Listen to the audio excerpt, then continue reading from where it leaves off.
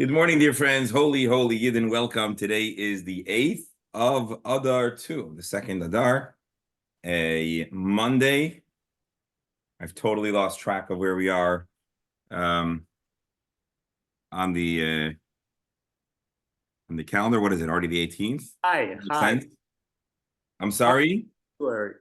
It's already the 18th, and we are studying the entire Talmud one page, one line at a time. Presently, Pesachim, the 7th chapter, Ayin Vav Amud Aleph 76a.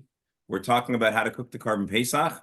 We took a slight detour because the idea of the appropriate methods of cooking the carbon Pesach intersects with the question of kashrus, namely heat affecting a food, heat conveying forth flavor, and because of the commonality or the overlap of these two topics, we managed to talk a little bit about the way one food transfers flavor to the other.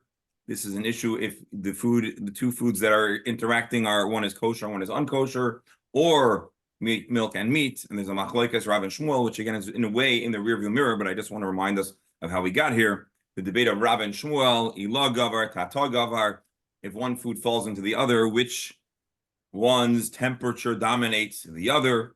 Because for a conveyance of non-kosher or milk and meat, it has to be two-directional. They both must be hot enough to reach the criteria of conveying flavor, whatever exactly that is. And the question is, does the non-hot food cool off the hot food before it has a chance to infect it or not? And ultimately, we brought a few brises that seem to support Shmuel's opinion with a slight ha'ara, with a slight note or slight amendment, which is that even in the instance where we say that it is kosher, you would still remove kidei klipa, at least a exterior peripheral peel, where we assume at least some flavor impacts it. We also talked, of course, about the oil and other items. We're now talking about, and now we're moving on to this discussion of cooking that's not cooking, where food can be halachically heated up, even if there is no heat, but other or certain substances, vinegar or salt, and that's the next step in our Talmud journey. Thanks for being along for the ride. I do want to mention, of course, we are in, as I said yesterday, we're in the Shloshim week for our dear Dr. Pasternak. We had a beautiful event at the Shul, a memorial breakfast at the Shul, honoring Yisrael Moshe ben Shmuel Halevi, and the Chabura. We said this off the recording, presented a beautiful plaque, and I think the line of the Gemara, it's actually in Pesachim, we're going to see it soon. Shamati Shal Yoimrim. There's a note someone heard in Shemayim. Ashri mi shabolakan v'talmud b'yadai. Lucky is one who arrives in Shemayim in Gan Eden and has the Talmud under their belt. And of course, for folks that are devoted to arriving and studying the Gemara and a member of the Chabura, it's an appropriate and worthy passage in the Talmud. That, anyways. And so with that, let's share the screen and dive right in.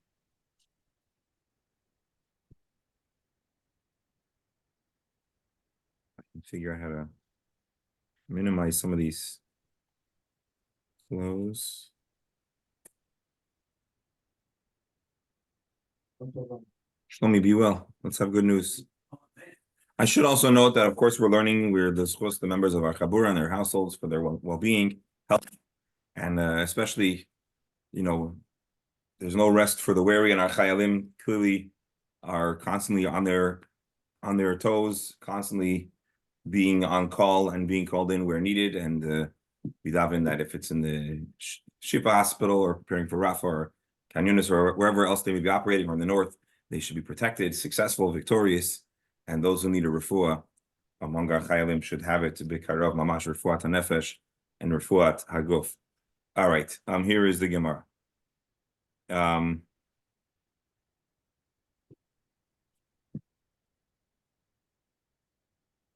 Here is the Gemara. Amar Mar. The Mishnah says that if a cold item falls into a cold item, you just rinse it off. The Gemara makes the disclaimer or qualifies that statement. We're talking about that the food is not salted. If the food is a salted food, asur, now it becomes asur. Amar Shmuel Maliach Harehu Kiroiteach. If a food is well salted, it's just as if, or just as well as if, it is heated up. Kavush Hareu Kimavushal, and an item that is kavush, that is marinated or pickled or sitting in a salty brine-like substance, is considered as if it is cooked. And that comment may have a variety of ramifications, but for the purposes of kashrus, just as heat is understood to extract and convey flavor, so saltiness or the right kind of pickling or marinade could do the same. And indeed, as we noted, today there are certain food items that are cooked, or that are consumed rather, without being exposed to real heat, but they may be pickled or salted and the like. And so this is something that is has modern relevance as well.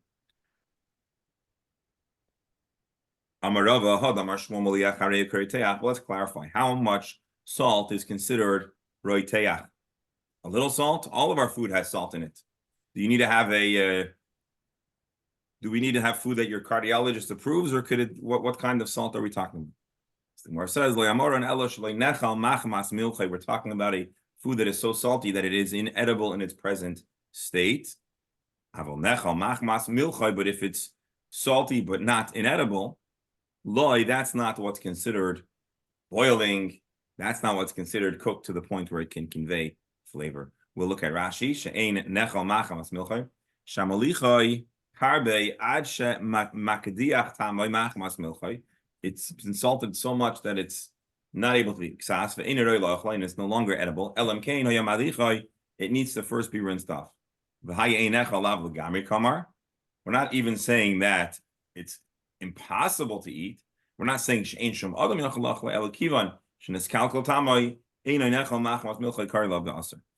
if it's so salted that a normal, average, typical person wouldn't eat it because of its saltiness, then it is asr. And indeed, for example, when we kosherize meat, we kosher or kasher meat, and we use salt, so there is a very, very heavy use of salt, which is then rinsed off.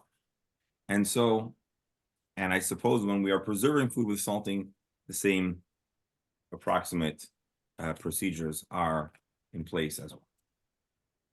Now we have a story or an anecdote of a salty food where this is concerned may or may not apply. Hahu bar goizala, the nafal lekada de kamcha, a young bird, presumably prepared for kosher consumption. Rabbi, I have a question. Yes. So going back to the previous example, he says that it's only asur if it's salted to the point where it becomes inedible. Yeah. If the whole point is transference of flavor, that at any point where it's salted, where it becomes more flavorful, it can transfer flavor. When it gets to the point where you can't even eat it, what kind of flavors are going to transfer? I mean, if the point is again, it's flavor, then why only to the point if it's too salty? The idea is that a heavily salted dish has enough salt and it's doing enough of whatever flavor extraction and injection that we're talking about to the point where it's a problem. A small amount of salt may add flavor but not trigger this chemical reaction. I think certain foods are preserved with salt. Other foods, I know, certain vegetables, I think part of their preparation is they're salted so that the excess liquid is extracted from those items. I believe there is such a thing. And so salt creates a reaction, but the degree of salt or the amount of salt obviously has bearings on the extent of the effect. So just as, I believe this is what we're saying, just as a warm dish doesn't convey flavor until it's very hot. So there's some kind of point, and I guess the analogy is a very hot food you can't eat. So the same thing apparently is understood in the halachic food sciences of salt. Now we have a story that's going to help challenge us to consider how this works. Hahu bar goizla de nafal lekada de kamcha. A young bird. I think today we call it a baby chicken. Have you ever seen a baby chicken on a menu? Anyways, it fell into a jug of kamcha, which Rabbi Steindals and Rashi both tell us is kutach. Kutach we've talked about before. We even looked at a video, if you recall. One of the Daf Yomi Chaburas, they found a Persian dish that they said was like kutach. It's a dairy-based spread, very pungent, very strong. Paper towels. I'm sorry, Mark. So the baby chicken, this bisari item fell into a chalavi, very, very salty dish. Is it kosher? So Shari Rav Chinina Brei de Rav Ami Hashrunya. So Rav Chinina, son of Rava, says that it is mutter. Amar Rava said, Man Chakim Mishra Milcha Kiha. Who would have the gravitas? Who would have the wisdom to be matir, to permit such an item that has such a large degree of salt? The Gavar Rabba, who if not for this great man giving such a psak, I would never suppose that this is the halacha. Amar lach, but here is the explanation. Ki Amar Shmuel, the only time that we say that saltiness conveys flavor, and therefore it would make it would become unkosher because you have now the fusion of milk and meat. This is only if it's so salty, it's inedible. But kutach, although it is an extremely salty dish, is ultimately consumed, even though it's salty. And so what we have here is an anecdote where such an event happened, and the psak was that it's kosher. And the reason why the psak was as such is because it was edible. The interesting thing here, or the chiddush I would say about kutach, is that even though kutach is indeed consumed as is, I think it's known to be high on the saltiness spectrum. And I suppose that's the chiddush that we're talking about, even quite a salty thing. Now let's see the Gemara continues. When do we say that the item is kosher and you can just rinse it off, chai, if the meat, the fowl that is raw? About sali, if it was already cooked, and I guess about sali, boy klipa. But if it is roasted, you actually need to peel it. And Rabbi Steindals points out, and Rashi here it says that when you cook the food, the food becomes softer, less. What's the right word? How do you describe? Imagine trying to sink your teeth into raw chicken, and then imagine that it's cooked. What would you describe that? What's the texture? Or it's a lot more. It's not dense. Give me a good word. Give me a description of what it might feel like to sink your teeth into a raw piece of chicken.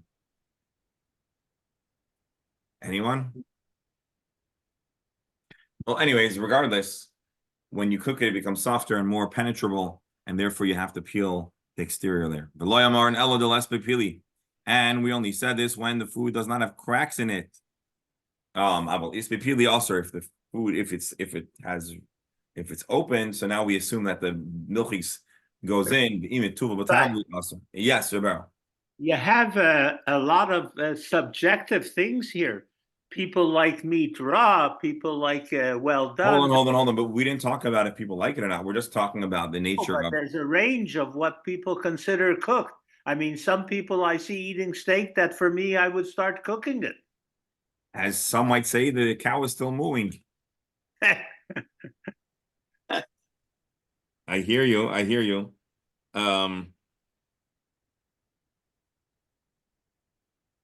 So, but anyways, I hear you. Meaning we have to clarify, and the Rishonim that discuss this in the halachis that discuss this certainly are challenged to define the exact moment that meat is considered cooked, and what is the definition of a crack, and what is the definition of too salty or seasoned.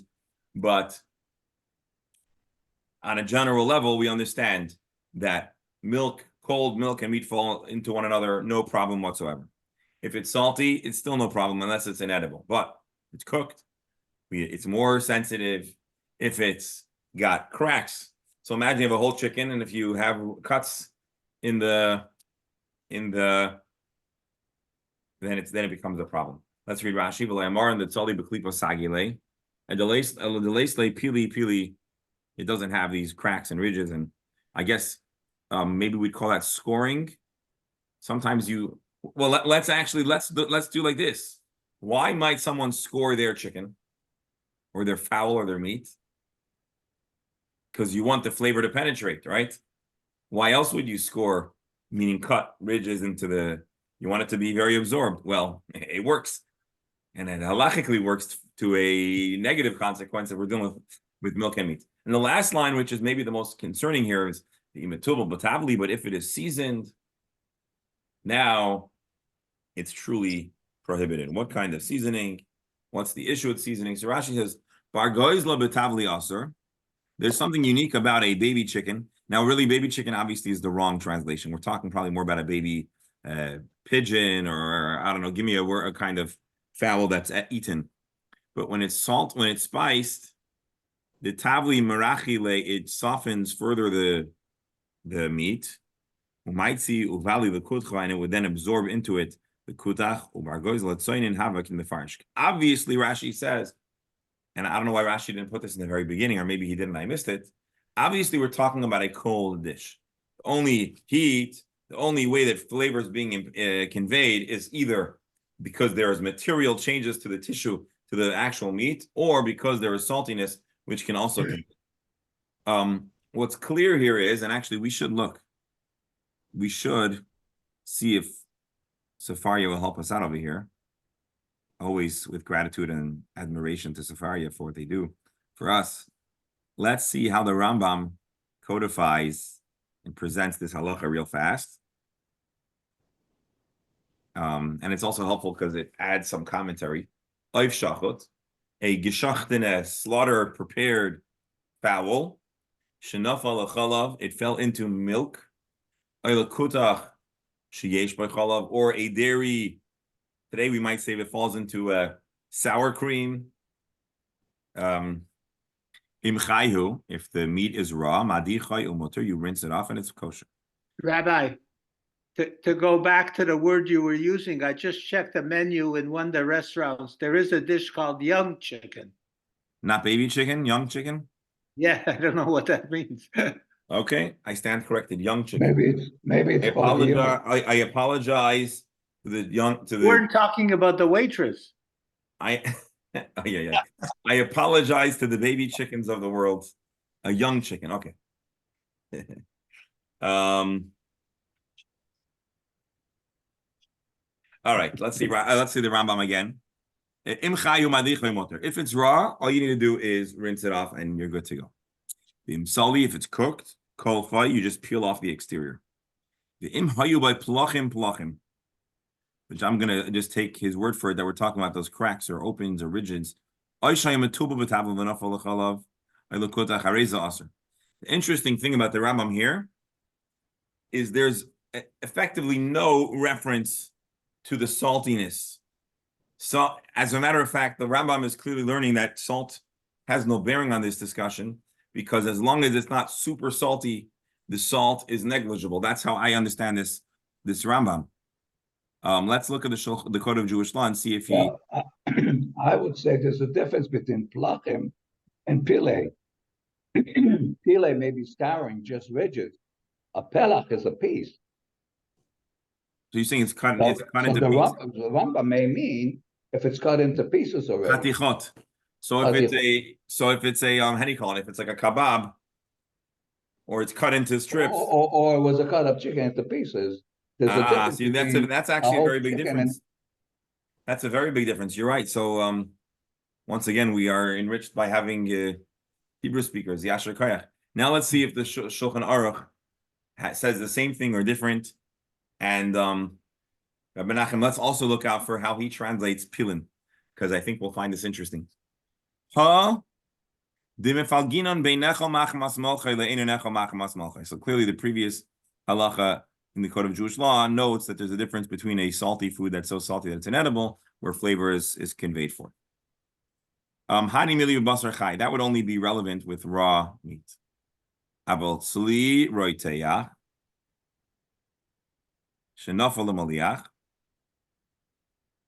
a roasted item, let's just translate it as it comes. That's hot. It falls into a salty dish. Even if it's still edible. You'll have to peel it. But if it has, Menachem, how does he translate pilim? Bekoyim, cracks. He doesn't use the word pilim. But right. I'm overlaying this halacha on the Gemara. I'm assuming he's referring to the pilim. Or if it's flavored with spices. So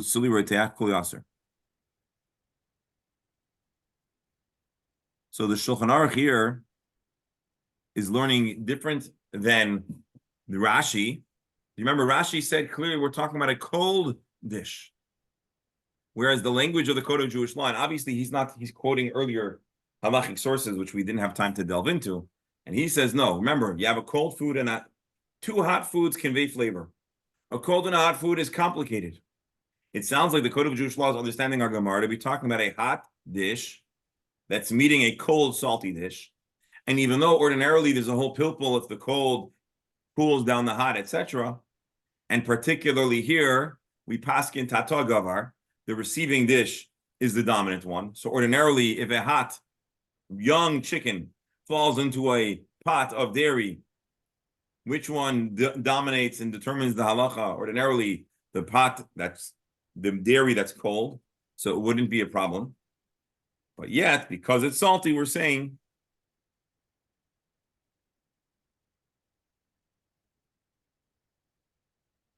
because it's salty, even if it's edible, we still say there's going to be an exchange to the point where you need to peel it. And then if it's scored or spiced, then it's awesome. And the Ramah comes in and rides in and gives us an alternate take. We don't mean dafka roasted. It could be baked. It could be cooked in a pot. And others say that even if both dishes are cold, the halacha remains the same. And this, again, I'm just looking at the citation here.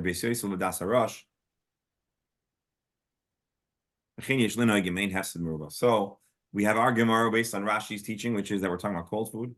Clearly, others don't learn it that way. And we find in the Shulchan Aruch, very interestingly, that the predominant understanding here is that we're talking about actually a warm food. Let's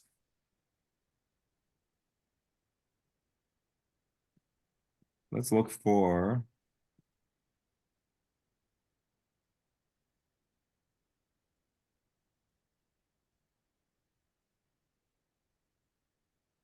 let's look at the Shach for a moment.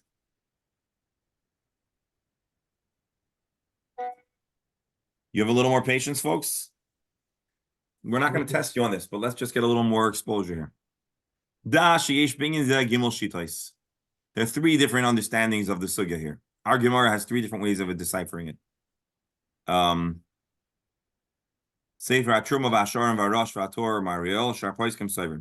team one says the basar tzali, if it's cooked, afilu tzainin, even if it's cold, boy klipa, and this would be understanding of Rashi. So by the way, this is like a dream team of Ashkenazic poskim, in case you were curious.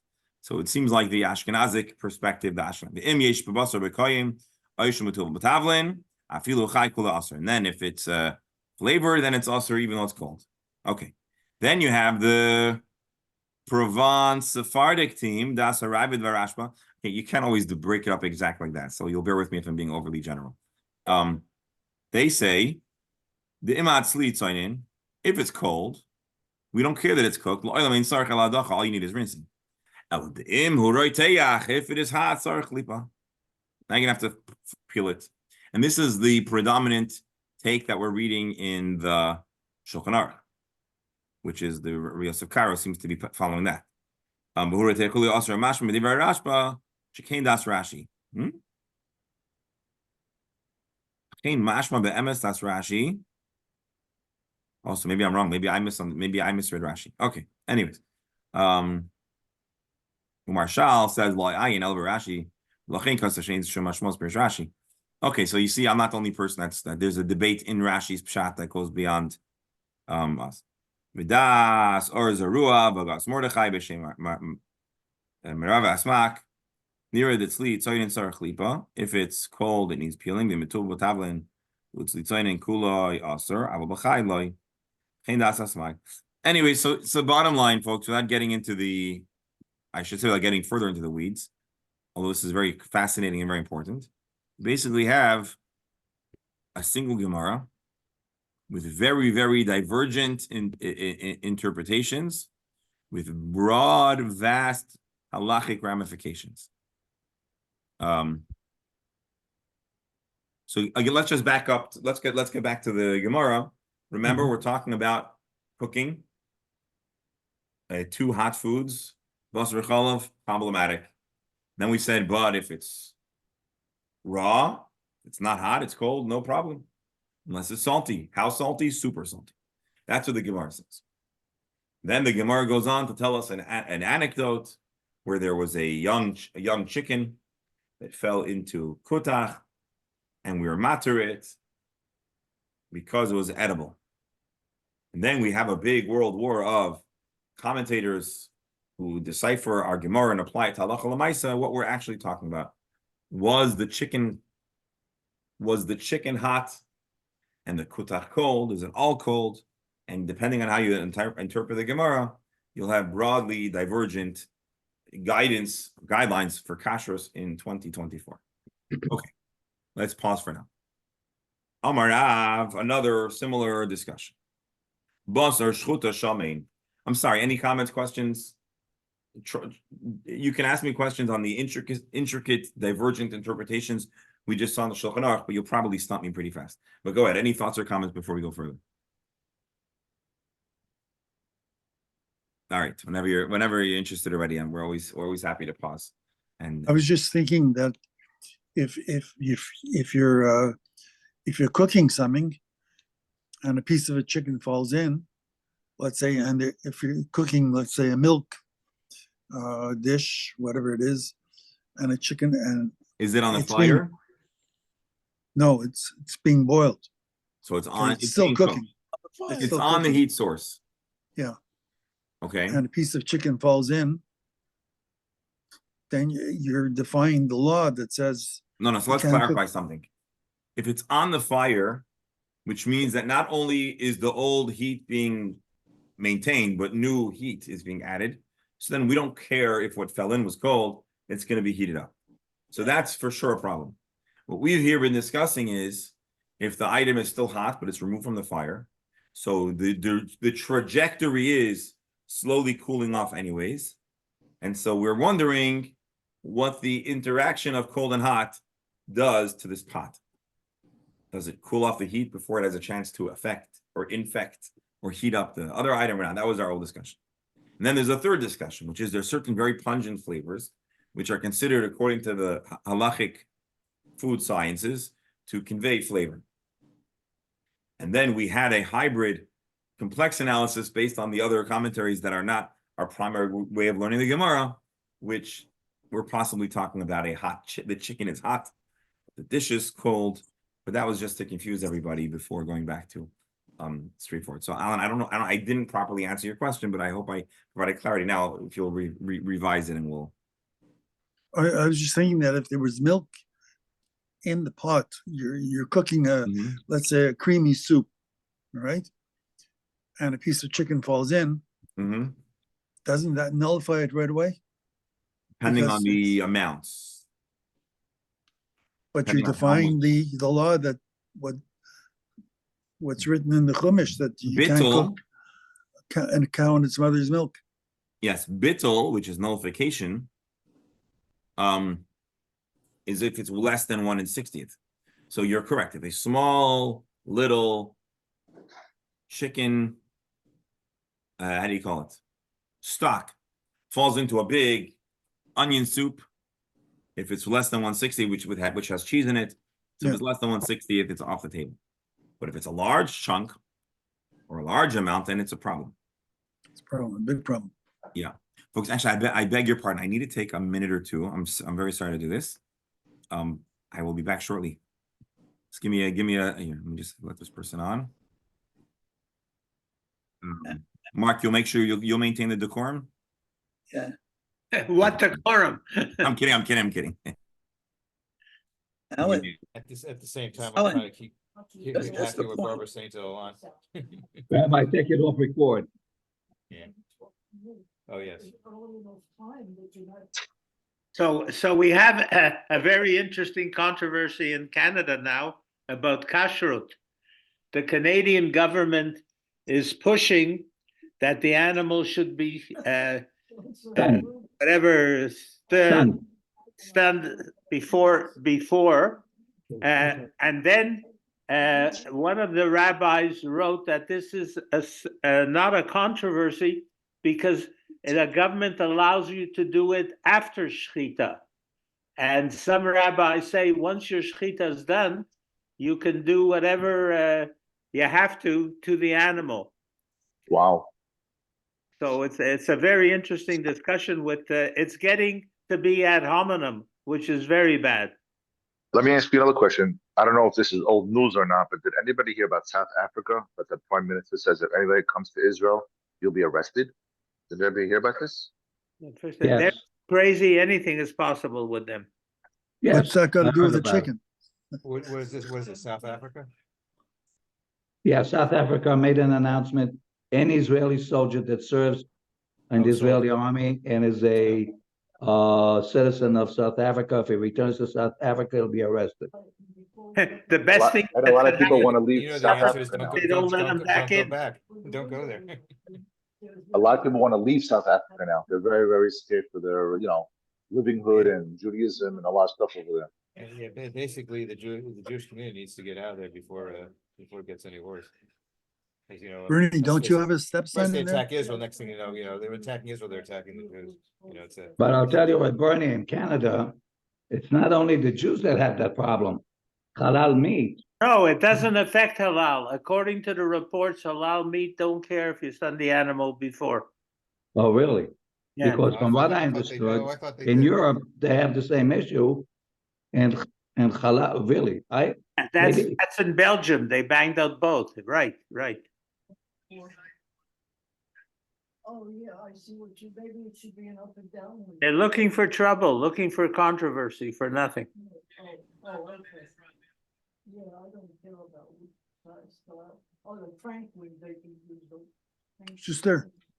Yeah. How's your son-in-law doing in Africa? It's Rosalie's son. They have Lauren, eh? they have the Lorne, yeah. They have a community, Chabad community, and as long as you're behind the gates, you're okay. But I wouldn't want to live there. The whole No, Africa is no. dangerous. It's turning sour there. It's always dangerous because look what they did to Rhodesia. Rhodesia was a rich country. Yeah.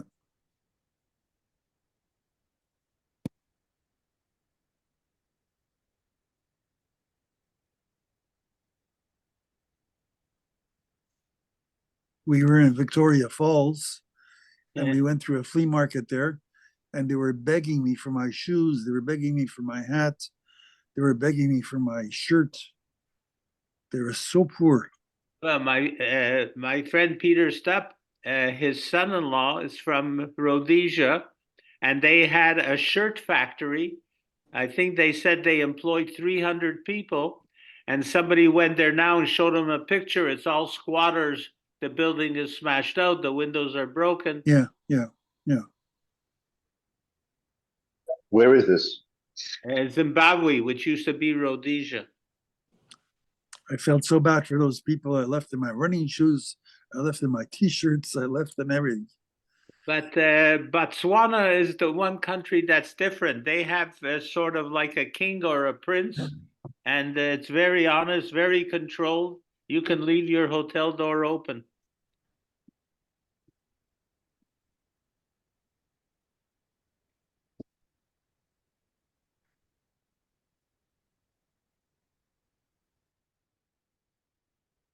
One thing for sure, we're living in tough times. They had a guy on last night, a professor of statistics from the University of Pennsylvania, who said the numbers that the health ministry of Gaza gives, you can show statistically that they're wrong because there's no variation. The 70% children and women and children is impossible just on a statistical basis. Israel has to start to make these arguments more and more, I guess.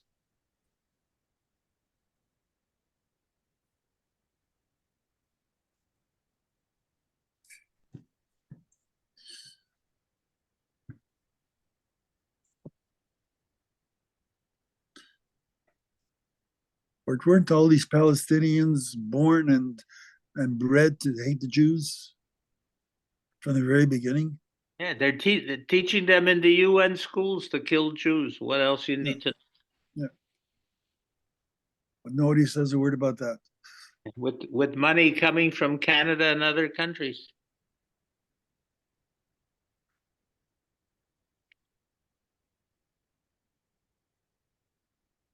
Yeah, shells would be fine.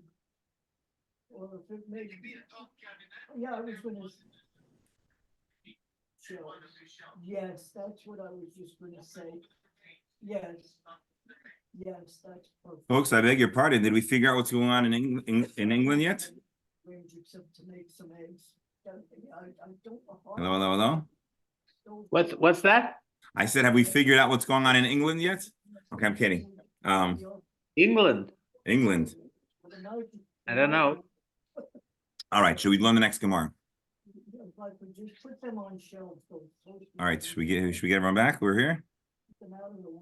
All right, shkoyach, folks. Next segment in the Gemara.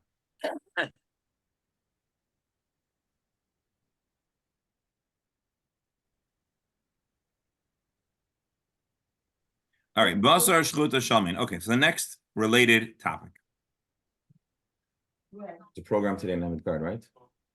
Oh, fatty meat that was cooked in basar nevela kachush with lean unkosher meat. Yeah. Asur. What's asur? The kosher meat. Let's see Rashi. B'tanor shnei shepudim zerachik bizeh. You have two kebabs or skewers with meat. They're not touching each other, but they're in the same oven. Shehareach min hashamein nichnas lekachush u'mifatmei. The lean meat is going to be infused with the fumes and flavor and vapor of the fat from the fat. Rabbi. Yes. I can't believe this. What are you doing cooking kosher meat with non-kosher meat? Fat, Well, not fat. We're paskening clearly that you shouldn't. But how do we know that you shouldn't? From this Gemara and other Gemaras like it. But one could say if they're both the fat or both lean, then you could do it. I mean, I don't understand the wording.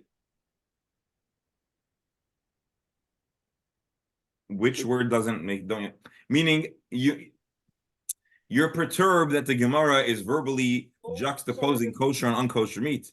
Just verbally placing them next to each other should already make them unkosher. Correct? Yeah, bringing in fatty, non-fatty. But in fact, we're only going to know that by discussing it and clarifying. And maybe we'll find some leniencies. Maybe we'll find out that. No, that's what I'm afraid of. We'll use that to find leniencies. You're afraid of leniency? Yes. There's no need to fear leniency. Unwarranted leniency we could fear. All right, so let's take a look. Let's see what the halacha is and let's see why this is an issue.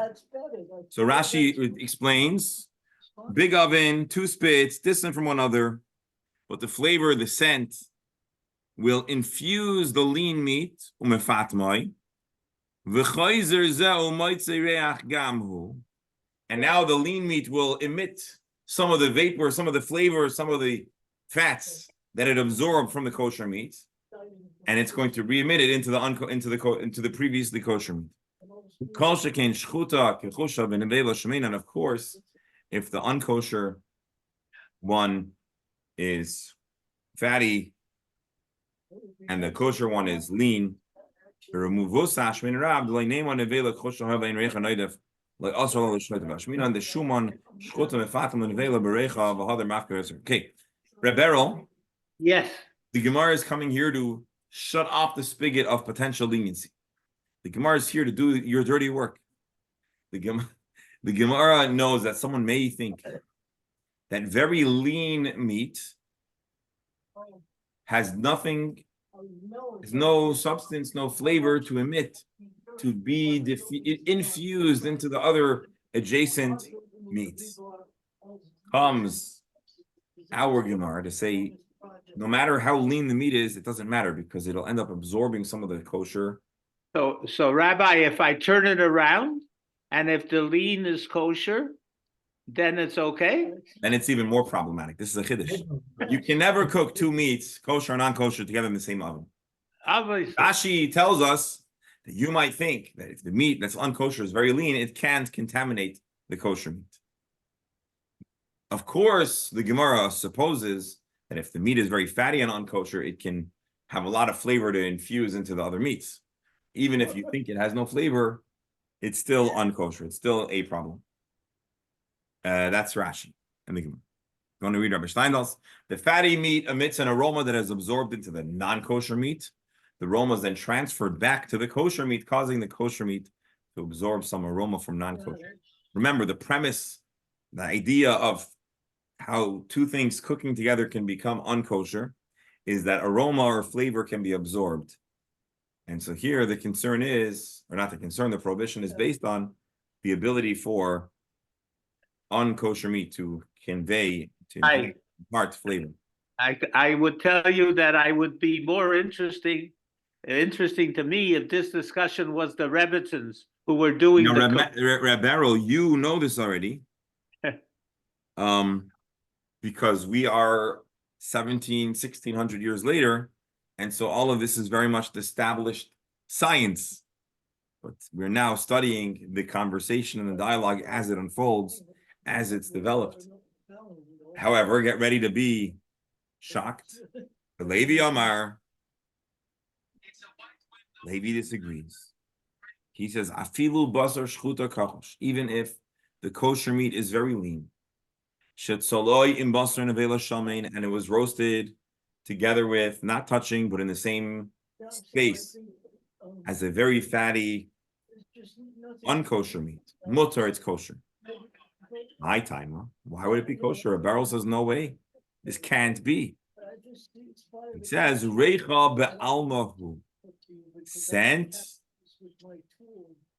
is just wind. It's not substance. Reicha be'almahu. It's just aroma. Reicha lav milsahi. Sorry, Rabbi, sorry. Are we to learn something from the phrase basar nevela? Is that not telling us something more than just non-kosher? Okay, it's a specific type of non-kosher. It's an animal that was not shechted properly. An unshechted meat. USDA prime A grade meat in Publix. That's called basar nevela, probably shaming. No, because that for me is quite important. It's not like you have non-kosher animal meat. So, in the eyes of halacha, it seems like for this moment we're treating it the same. Unshechted meat and chazer meat are both not kosher. Yes, Jewish law has a very strong revulsion to chazer, but as far as not kosher, it's equally unkosher. The badatz eda charedis will reject your food if it's infused with chazer flavor or if it's infused with nevela flavor. Both are problematic. Now, even the rabbanot or even the ORB or the KM or the OK or the star K or the Chaf K or the even triangle K, I think would not permit. So, Rabbi, Yes, doctor. does this suggest that an aroma cannot infuse flavor? It's suggesting that according to Levi, the amount of flavor that's imparted by aroma is not substantive enough to cause it to be unkosher. Well, that seems to me quite naive. If you've ever had a barbecue next to a treif barbecue and they have a whatever pork or bacon or whatever, and you're trying to put on a couple of hamburgers or hot dogs or chicken, you sure as heck can feel, not only smell it, but I don't, I think we all have experience. We all can relate that if something hangs out in an environment, it absorbs into it the flavor. Try not covering something and putting it in your refrigerator. There's no heat at all. It's going to absorb some of the. Remember, aroma, smell. Bernie, These it actual might work molecules. the other way, where your neighbor's hamburger became kosher because of yours.